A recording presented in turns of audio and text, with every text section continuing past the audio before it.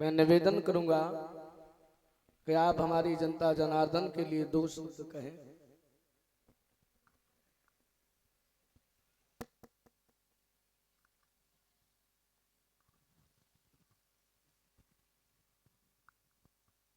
आदरणीय आचार्य जी,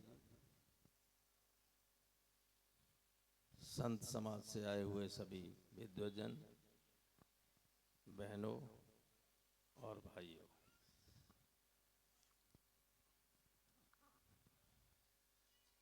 श्रीमद् भागवत जितनी कथा हम लोग सुनते हैं, आज 7 दिन में आचार्य और शास्त्री लोग सुनाते हैं, वो एक हिस्सा है भागवत पुराण का। जो 18 पुराण हैं उनमें से एक पुराण भागवत पुराण है, और जो हम लोग यहाँ सुनते हैं वो केवल एक हिस्सा है भगवान कृष्ण की बाल लीला से लेके उनके कीर्तन करना, रास लीला करना, उनके भक्ति का गान करना, ये सारी चीज़ें इसमें आती हैं। ये सारी बातें आचार्य जी ने आपको बताई ही होंगी। मैं तो ये कहना चाहता हूँ कि इससे सीखने की कई बातें होती हैं। अगर बिना सोचे समझे आक्रोश में, गुस्से में कभी कभी कदम कोई व्यक्ति उठा देता है, तो उससे अगर बड़ा व्यक्ति है तो इतिहास की धारा बदल जाती है, तमाम तरह की बातें पैदा हो जाती हैं। अगर महाराजा परीक्षित ने प्यास से पीड़ित होके महर्षि समीक से पानी मांगा और वो ध्यान मुद्रा में थे, उन्होंने महाराज की बात नहीं सुनी, तो महाराज को गुस्सा आ गया। उन्होंने मरा हुआ सांप डाल दिया उनके गले में। उसका परिणाम देखा। ऐसी बात नहीं थी। बहुत विद्वान भगवान कृष्ण की बहन के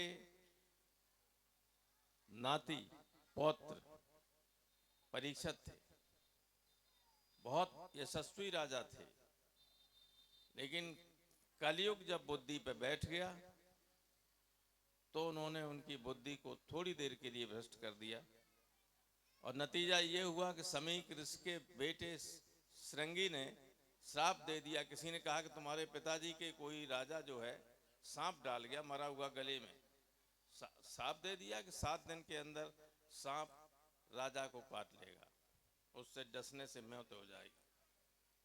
और इसीलिए 7 दिन की ये कथा होती है। जब वो समीक ऋषि के माफी मांगने आए, तब तक उन्होंने कहा कि अब तो सब कुछ हो चुका है, अब जो साप दे दिया वापस नहीं हो सकता। मैं जानता हूं तुम बहुत बड़े धर्मात्मा हो, तुमसे कोई जानबूझ के गलती नहीं की, लेकिन अब 7 दिन में अपना परलोक सुधार लो। और परलोक सुधारने के लिए उन्होंने पूछा, महाराज क्या करें? उन्हें कि सुखदेव से ज्यादा कोई ज्ञानी नहीं है, उनसे जाइए, वही आपको बताएंगे कि आपका मोक्ष कैसे होगा। तो सुखदेव ने 7 दिन में ये भागवत की कथा परीक्षित को सुनाई थी। और यहाँ जो भागवत होती है उसमें भी परीक्षित बनते कि नहीं बनते? वो वही मामला है, वहीं से। तो इसमें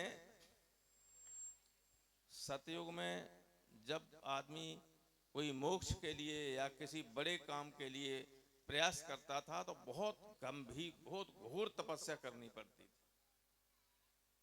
त्रेता में उसी काम के लिए थोड़ा सा उससे कम मेहनत करनी पड़ती थी। द्वापर में और कम मेहनत करनी पड़ी। लेकिन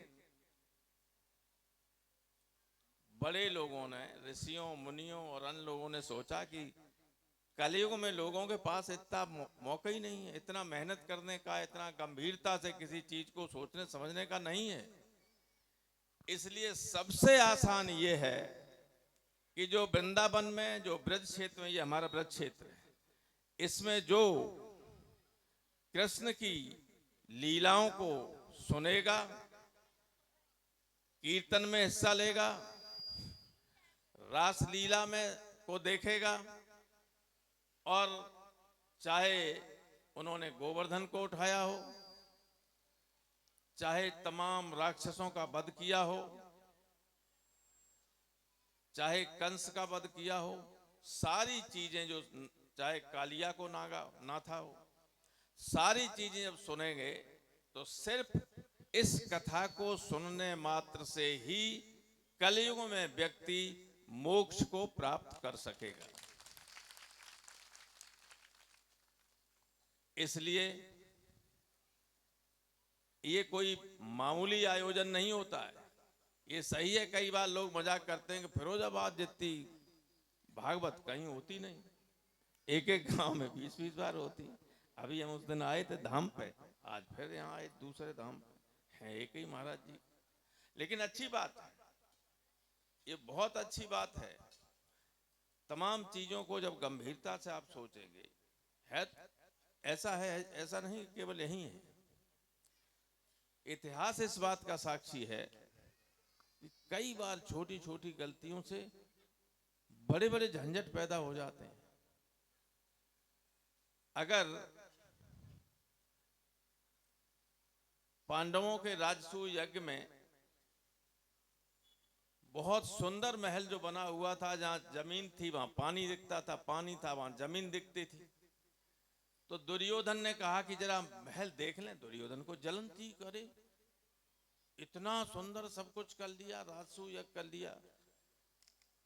तो गए अंदर, वो कर्ण और दुर्योधन और ये जा रहे थे, तो आदमी जो जा रहा था उसने कहा कि इधर से चलिए, वो कह रहे पानी में डाले दे रहे मुझे, तो दूसरे रास्ते पैर रखा, पानी में चला गया।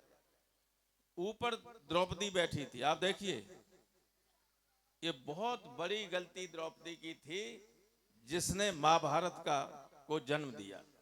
महाभारत का जन्म ही वहीं से हुआ है कि जब दुर्योधन पानी में गिर गया तो द्रौपदी ने हंस के कहा कि अंधे के अंधे ही होते हैं।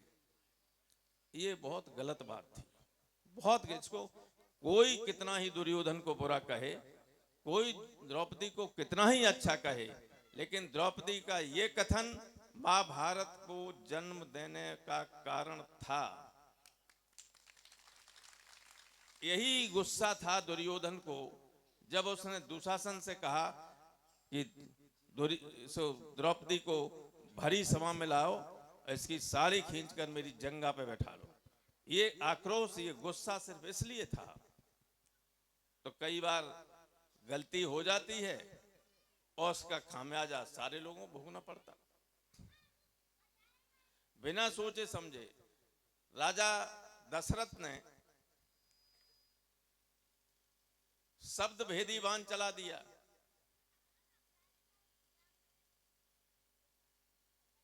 श्रवण कुमार की डेथ हो गई। श्रवण कुमार, उन्होंने समझा कि शेर पानी पी रहा है या कोई हिरन पानी पी रहा है शिकार के लिए, आवाज पे चला दिया तो सांप लगा। दशरथ की मृत्यु हुई, राम का वनवास हुआ और आगे चल के अयोध्या तक झगड़ा पहुंचा कि नहीं पहुंचा। जो लोग जानते हैं, पढ़ते हैं ग्रंथों को, वो जानते हैं कि अगर पांडु महाराज ने शब्द भेदी बाण न चलाया होता और एक ऋषि जो अपनी पत्नी के साथ थे, उन दोनों के सीने को चीर गया जब वो, तो मरते मरते ऋषि ने शाप दिया था पांडु को कि तुम जब भी अपनी पत्नी के साथ सहवास करने की कोशिश करोगे, वही क्षण तुम्हारे जीवन का अंतिम क्षण होगा। और पांडु मरे तो धृतराष्ट्र को गद्दी मिल गई। हालांकि धृतराष्ट्र बड़े जेठे थे, लेकिन नीति शास्त्र ये कहती कि अंधा आदमी गद्दी पर नहीं बैठना चाहिए। विदुर ने मना किया था, इसलिए पांडु को हक मिला। लेकिन पांडु जब मर गए तो धृतराष्ट्र के सर पे मुकुट रख गया। फिर धृतराष्ट्र ऐसे लालची निकले कि उनके बच्चों के लिए भी मुकुट उठाने के लिए तैयार नहीं थे। महाभारत हुआ और हिंदुस्तान का सारा जो राजा महाराजा था, कोई बचा ही नहीं। और सच बात यह है शास्त्री जी कि भगवान कृष्ण तो आए ही इसीलिए थे, आए ही इसीलिए थे। उनका जन्म ये पृथ्वी पर अकेले ऐसे देख तमाम पैदा हुए उनसे पहले भगवान ने कई अवतार लिए, लेकिन संपूर्ण अवतार कृष्ण के रूप में ही लिया। संपूर्ण, राम भी पूरे अवतारी नहीं थे, कृष्ण ही संपूर्ण अवतारी थे। और उन्होंने जब सब महाभारत में सब हुए, इससे पहले जब अपने मामा को मारा तो जरासंध बार बार हमला करता था मथुरा पर। तो बलदेव ने कहा, दाऊ जी ने, कि भाई कृष्ण चलो यहाँ से, कहीं लोगों को परेशानी होती है हमारी वजह से, या उन पे हमला करो। तो कृष्ण ने कहा हमला करने की जरूरत नहीं है, जरासंध सारे राक्षसों को लेके आएगा, एक बार में ही मार देंगे, कहाँ ढूंढते फिरेंगे, सब इकट्ठे आएंगे मारेंगे। तो बहुत बार जब हो गया तब कहा भाई जनता हमारी वजह से परेशान है। तब वो चले गए द्वारिका। और जब युद्ध हुआ, कुंती उनकी सगी बुआ थी और धर्म के रास्ते पर थे, धर्म के रास्ते पर थे। और बोल कृष्ण की लीला देखिए, क्या व्यक्तित्व था उनका। उन्होंने महाभारत में भी दुनिया को ये न लगे कि पांडव दोषी हैं, इसलिए जब नहीं माना किसी तरह से दुर्योधन, तो आखिर में उन्होंने युधिष्ठिर से कहा कि मैं भी एक बार जाऊं शांति दूत बन के। उन्होंने कहा मत जाइए, आपका अपमान करेगा वो, उनके करने दो अपमान, मेरा अपमान कुछ नहीं, मैं जा रहा हूं। तो जब गए तो दुर्योधन ने अपमान कर ही दिया।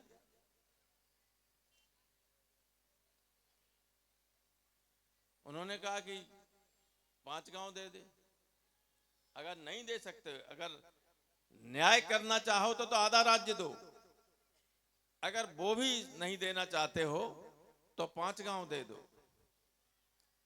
दुर्योधन वो भी दे न सका, दुर्योधन वो भी दे न सका, आशीष समाज की ले न सका, उल्टे हर को बांधने चला, जो था असाध्य साधने चला। जब नाश मनुज पर छाता है, पहले विवेक मर जाता है। यानी उन्होंने कहा कि हमें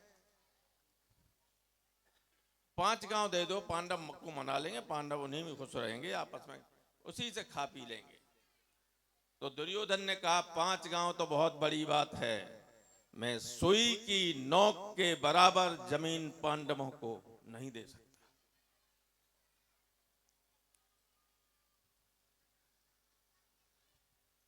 तब कृष्ण ने कहा कि अब युद्ध होगा और कोई रास्ता नहीं।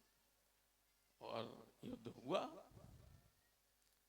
और जब कृष्ण जा रहे थे तब द्रौपदी ने कहा था कि आपकी बात लोग मान लेंगे तो मेरे इन बालों का क्या होगा। लेकिन जो होना था वो हुआ, वो हुआ, कोई बचा नहीं। जो ये समझते थे कि इसके बिना काम नहीं चल सकता, इतना दे देंगे तो चला जाएगा, उन्हें कोई पानी देने वाला नहीं था घर में। और युद्ध होने के बाद, खत्म होने के बाद, जब कृष्ण गांधारी को प्रणाम करने गए तो जानते थे, कृष्ण जानते थे कि गांधारी साप देने वाली।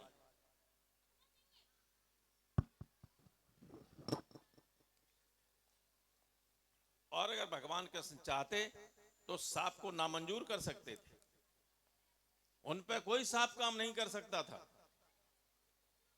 लेकिन उन्हें तो वापस जाना था। तो गए तो गांधारी ने कहा कि जैसे मेरे कोई पानी देने वाला नहीं रहा, वैसे ही यादव वंश में कोई नहीं बचेगा। कृष्ण हुए, फिर चले गए द्वारिका। और द्वारिका में जिस तरह से यादव आपस में लड़ने लगे थे शराब पी के और ये सब करके। ये सब कहानी आप जानते हैं